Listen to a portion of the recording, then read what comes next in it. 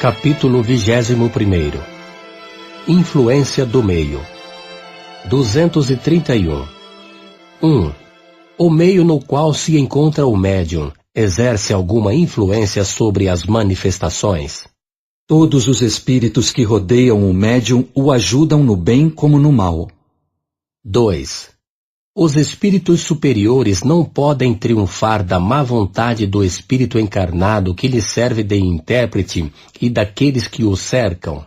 Sim, quando julgam útil e segundo a intenção da pessoa que se dirige a eles.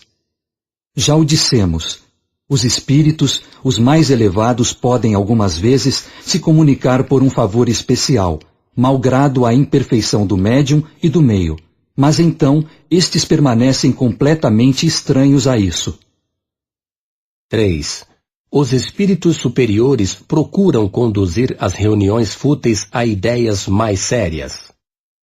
Os espíritos superiores não vão a reuniões onde sabem que a sua presença é inútil. Nos meios pouco instruídos, mas onde há sinceridade, vamos voluntariamente, mesmo quando aí não encontrássemos senão instrumentos medíocres.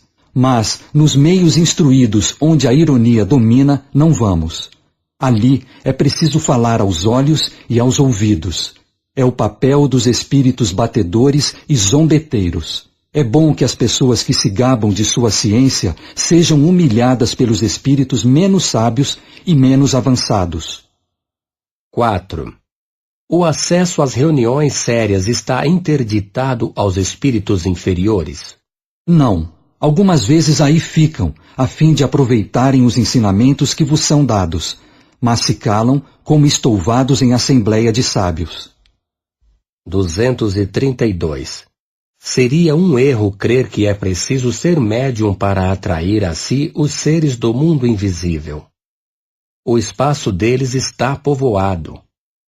Temo-los sem cessar ao nosso redor, ao nosso lado, nos veem, nos observam, se misturam às nossas reuniões, nos seguem ou nos evitam segundo os atraiamos ou os repilamos.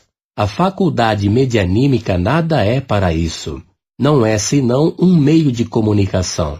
Depois do que vimos sobre causas de simpatia e de antipatia dos espíritos, compreender-se-á facilmente que devemos estar cercados daqueles que têm afinidade pelo nosso próprio espírito, segundo seja elevado ou degradado.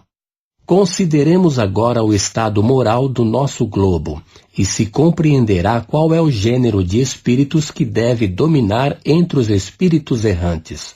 Se tomarmos cada povo em particular, poderemos julgar pelo caráter dominante dos habitantes, por suas preocupações, seus sentimentos mais ou menos morais e humanitários, as ordens de espíritos que aí de preferência com eles se unem. Partindo desse princípio, suponhamos uma reunião de homens levianos, inconsequentes, ocupados com seus prazeres. Quais seriam os espíritos que aí se encontrariam de preferência? Não serão seguramente os espíritos superiores, do mesmo modo que os nossos sábios e os nossos filósofos não iriam aí passar seu tempo. Assim, todas as vezes que os homens se reúnem, tem consigo uma assembleia oculta que simpatiza com as suas qualidades ou com os seus caprichos, e isso abstração feita de todo pensamento de evocação. Admitamos agora que tenham a possibilidade de se comunicar com os seres do mundo invisível por um intérprete, quer dizer, por um médium. Quais serão os que irão responder ao seu apelo? Evidentemente, aqueles que aí estão prontos e que não procuram senão uma ocasião para se comunicarem. Se, em uma assembleia fútil, se chama um espírito superior, ele poderá vir e mesmo fazer ouvir algumas palavras razoáveis, como um bom pastor vem ao meio de suas ovelhas desgarradas. Mas, do momento em que não se vê nem compreendido e nem escutado, se vai, como faríeis vós mesmos em seu lugar, e os outros têm sua liberdade de ação. 233. Não basta sempre que uma assembleia seja séria para ter comunicações de uma ordem elevada. Há pessoas que não riem jamais, e cujo coração por isso não